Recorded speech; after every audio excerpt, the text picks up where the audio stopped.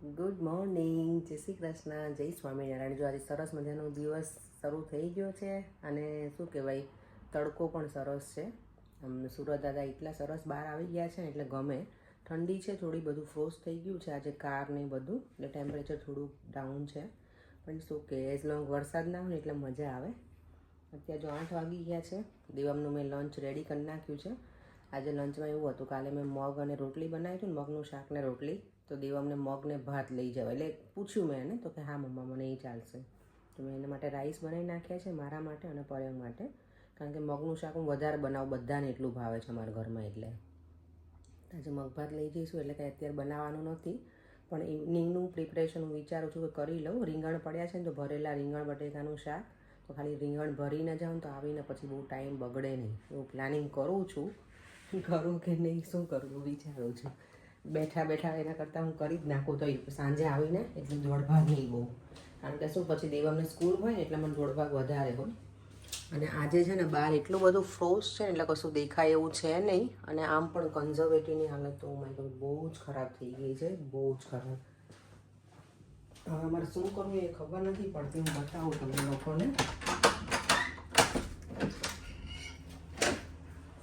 જો કેટલું ગંદુ થઈ ગયું છે આ બધું. અને આ છે ને પેલું કાઇન્ડ ઓફ કાર્પેટ જેવું છે, એટલે આ તો અમારે ચેન્જ કરાવવું જ પડશે હવે, એવું થઈ ગયું છે હાલત આની.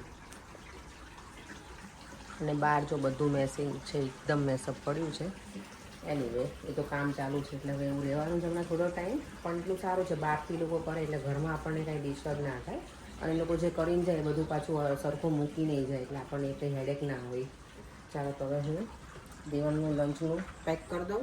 બધું રાઈસ બની ગયા છે એટલે, અને હું રીંગણ બટેકાનું મસાલાનું પેલું શું કહેવાય શાક બનાવું છે ને તેનો મસાલો રેડી કરી નાખું, તો એટલીસ્ટ ઇવનિંગમાં 10 મિનિટ તો બચી જ જાય આપણી.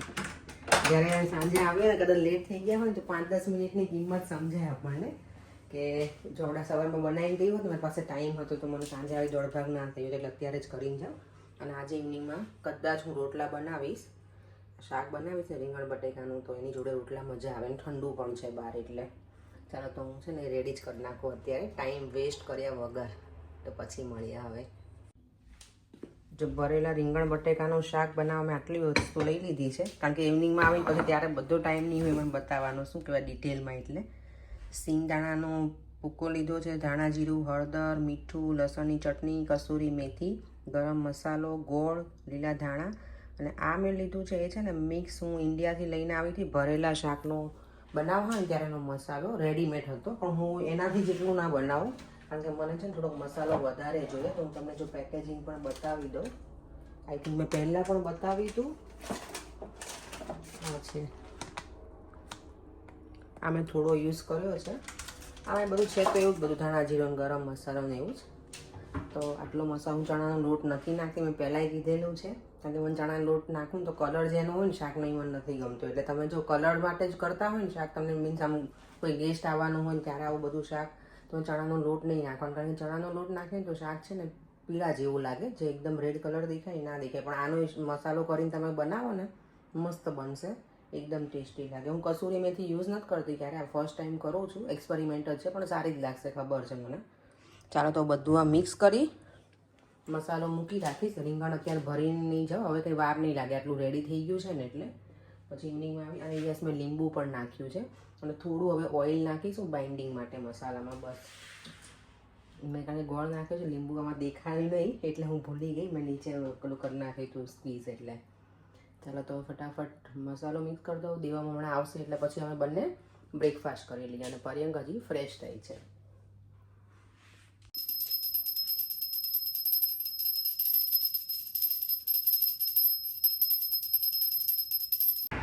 ચાલો કંઈ આટલું બધું બહાર નીકાળી દીધું છે ઘરની અંદરથી. અને આજે છે ને એકદમ ઠંડુ અચાનક જ થઈ ગયું છે. ગ્રાસ પણ જો એકદમ વ્હાઈટ વ્હાઈટ દેખાય છે ને ફ્રોસ્ટી, નહીં જેવા અચાનક ઠંડુ થઈ ગયું ને બેટા. આજે સુરત દાદા તો જો સરસ આવ્યા છે બહાર આજે, એટલે ગમે. ઠંડી છે વાંધો નથી.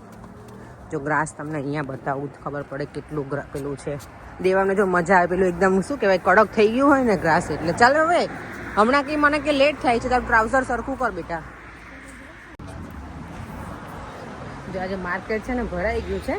ઠંડી છે પણ શું કહેવાય કે રેઇન નથી એટલે બધા લોકો આવી ગયા છે, પણ બિઝી તો નથી એટલું બધું અત્યારે હજી, કારણ કે આજે શું વીકડેઝ હોય ને એટલે એટલું બધું બિઝી ના હોય. વીકેન્ડ હોય ને તો વધારે બિઝી થઈ જાય. તો થોડી વાર આવી ગઈ છું અહીંયા શોપમાં, મેં ફરી રહું અને પછી જઈશ અને લંચ કરી લઈશ અને પછી મારા ક્લાયન્ટ છે.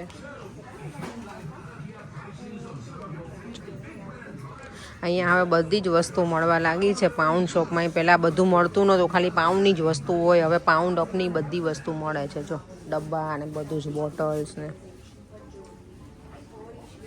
અહીંયા બધી ક્રોકરીઝ છે.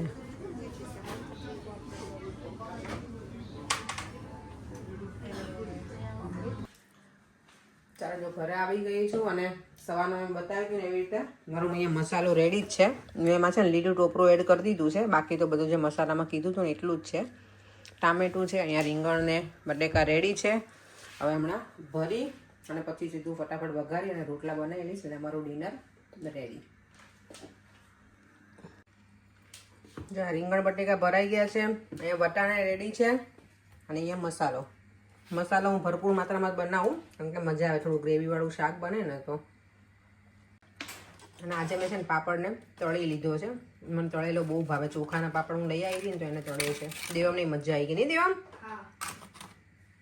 શાક વઘારાઈ ગયું છે અને અહીંયા મારા રોટલા બને છે નાના નાના સરસ મજાના, પણ ફાટી જાય ચૂપા છો તો આટલો નાનો નાનો બનાવ્યો છે મેં. નાનો નહીં દેવમ? દેવ શેનું શાક બનાવ્યું મમ્મી આજે? રીંગણા બટેકાનું શાક. રીંગણા બટેકાનું. તને ભાવે ને? હા. Okay good. ફટાફટ રોટલા બનાવી અને પછી છાશ બનાવી અને જમી લઈએ. ભૂખે બહુ લાગી છે આજે, ઠંડી એટલી બધી હતી ને આજે, એટલે અચાનક ઠંડી પાછી અમારે અહીંયા વધી ગઈ. અહીંયા અમારે શું કહેવાય, ઠંડીનું કંઈ ભરોસો જ નથી. ગમે ત્યારે શું કહેવાય, વેધર ચેન્જ થઈ જાય છે. વેરી અનપ્રેડિક્ટેબલ છે. આઈ નો બેટા, શું કરીએ આપણે કે નહીં? ઇંગ્લેન્ડ તો ઇંગ્લેન્ડ જ હોય હે ને? ઇંગ્લેન્ડ તો ઇંગ્લેન્ડ જ છે. દેવામને તો શરદી જેવું થોડું થઈ ગયું છે આજે, હે ને બેટા? હા. જો શાક એકદમ સરસ શું કે ચટાકેદાર બનીને રેડી થઈ ગયું છે. રીંગણ બટેકા ટામેટા અને વટાણા. અહીંયા મારા રોટલાય રેડી છે અને હવે છાશ બનાવી અને પછી મેથીયા મરચાં છે, એટલે આજે હવે કંઈ સેલડ નથી સમારું કેમ કે ઓલરેડી 8 વાગી ગયા છે. તો હવે જમવા બેસી ગયા પછી ચાલો જો ડિનર કરીને રેડી થઈ ગયા છીએ, બધું કામ કરીને ફ્રી. પણ અહીંયા હવે આજે છે ને કાલે છે દેવમને, શું છે દેવમ? નંબર ડે છે, તો એના માટે અમારે ટી શર્ટ રેડી કરવાની છે નંબરવાળી. લાસ્ટ ટાઈમ સુધી તો દેવમ પાસે હતી નંબર 9ની ટી શર્ટ, તો એ પહેરતો હતો 2 વર્ષ કે 3 વર્ષ જેવું પહેરી નહીં બેટા. આજે અમે છે ને કંઈક હું કાંઈ બાય નથી કરી એવી ટી શર્ટ. મેં દેવમ પાસે છે ક્રિકેટની ટી શર્ટ ને ફૂટબોલની, પણ એને એ નથી પહેરવી, એને કંઈક અલગ કરવું છે આજે. તો અમે જો લઈને બેઠા છીએ પિસ્તા. નાના હતા ને ત્યારે આવું બધું અમે કરતા હતા. આજે મારા દેવમને કરીને આપવાનું છે. અમે આ જમ્પર અમારે ફેંકવાનું જ થયું છે દેવમનું, એટલે છે ને એના ઉપર જ કરી કંઈક નંબર 9નું કંઈક શું કરીશું, નંબર 9 ડ્રો કરી અને એના ઉપર આ પિસ્તાના ફૂલે લગાવીશું અમે ફૂતરા. ચાલો બને ને પછી બતાવું. દેવમને જો નંબર 10નું ટી શર્ટ પહેરવી છે કાલે, કારણ કે 10 યર્સનો થઈ ગયો ને એટલે. રાઈટ દેવમ? હા. ચાલો તો હવે પિસ્તાના શું કહેવાય આ ફૂતરા લગાવવાનું સ્ટાર્ટ કરી દઈએ. અમે જ્યારે ભણતા ને ત્યારે આ પિસ્તાના ફૂતરા મને યાદ છે, આપણે જે તાવડી હોય ને ભાખરી બનાવવાની, એને આખી ડેકોરેટ કરતા પિસ્તાના ફૂતરાથી. મારો ફઈનો છોકરો આવું બધું બહુ ક્રિએટિવિટી કરતો, તો એ કરી આપતો. એ અમારા ઘરે આવે ચિત્રનું ઉદ્યોગનું કંઈક હોય ને ત્યારે, અને અમને હેલ્પ કરાવડાવતો બાલોભાઈ મારો. જો તો દીવા મેં સ્ટાર્ટ કરી દીધું છે હવે. કુલ બસ બેટા એટલું જ હોય, બહુ કંઈ પ્રેસ નહીં કરવાનું. ફાઇન.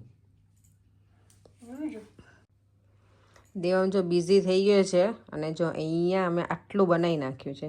Well done Devam. ઊંધું લગાવી દીધું બેટા. ઇટ્સ ઓકે, ઇગ્લું તો ડ્રાય થઈ જશે એટલે ઇટ્સ ફાઇન. કેવું લાગે છે કહેજો, અને અમારો આઈડિયા કેવો તમને લાગ્યો પિસ્તાવાળો એ પણ કહેજો. ચાલો જો દેવામનું છે ને નંબર ટી શર્ટ રેડી, સરસ મજાની. તને ગમી બેટા? સારું છે. સારું છે. દેવામ તો હેપી થઈ ગયો નહીં? અલગ હશે તારી બધા હોપફુલી સ્કૂલ. મને હસવું આવે છે કે સ્કૂલે પહોંચી પેલા જતા ના રે, બધા પડી ના જઈ દેવો. નહીતર તો શું કરીશ બેટા? ખબર નહીં હું ડિઝાઇન કરી શકું. શું ડિઝાઇન કરવી તારે હજી? મેં કીધું શું હું આમ વધારે આમ કરો હવે તમારે જે કરવું હોય ઈ. હેન્ડવોશ કરું. ચાલો સુવાનો ટાઈમ થઈ ગયો છે. નીચે બધું શું કે ક્લીનિંગ પતાવ્યું, કારણ કે અત્યારે પેલું પિસ્તાથી કરીને તો આખા રૂમમાં પાછો કચરો વાળ્યો, કારણ કે હોવર નથી હું ફેરવતી. તો આપણે ઇન્ડિયામાં કેમ પેલું સાવણી લઈને એ બધું કર્યું. અહીંયા ઉપર આવી તો ઉપરના રૂમમાં શું કે કપડાં બાકી હતા થોડા પેલા સૂકવેલા, એટલે મીન્સ કેવું ઠંડા હોય તો એને મારે રૂમમાં રાખવા પડે નોર્મલ ટેમ્પરેચર માટે. તો એ કર્યા અને હવે સુવાનો ટાઈમ થઈ ગયો છે. ચાલો ફરીથી મળીશું કાલે નવા વિડીયો સાથે. Bye bye. જય શ્રી કૃષ્ણ. અને દેવમ અહીંયા આવી ગયો છે. જય સ્વામિનારાયણ. હજી કદમમાં દીકરો. કાલે તો દેવમને શું કહેવાય નંબર ડે છે, એટલે એને શું કહેવાય આખા ક્લાસમાંથી જેનું સારું હશે ને પરફોર્મન્સ સ્કૂલમાં આખી સ્કૂલમાં, ઓ માય ગોડ, તો પ્રાઇઝ મળવાનું છે એવું છે. એટલે હવે જોઈએ છોકરાઓનું શું બધા ક્રિએટિવિટી કંઈક ને કંઈક તો કરીને આવ્યા જ હોય ને. જોઈએ હવે કોને. અમારે તો ખાલી પિસ્તાના ફોતરા રહેવા જોઈએ ટી શર્ટમાં. એ અમારું મેઇન છે ફોકસ. આઈ ડોન્ટ થિંક થશે બેટા, કારણ કે અમારી પાસે છે ને ફેવિક્વિક નથી તો સારું હતું. અમે ખાલી પેલું નોર્મલ આપણે ગ્લુ હોય ને ગુંદર કહીએ ને જે ઇન્ડિયામાં, એનાથી ચીપકાયા છે. એટલે ફેવિકોલ હોત ને તોય સારું હતું, પણ એ પણ નથી. તો જોઈએ ને ત્યારે સવારમાં કંઈક નક્કી કરશું, બીજું કંઈક અમે ઉપાય કંઈક કરીશું સવારમાં. ચાલો તો હવે સૂઈ જાય. જય શ્રી કૃષ્ણ. જય સ્વામિનારાયણ. Bye bye.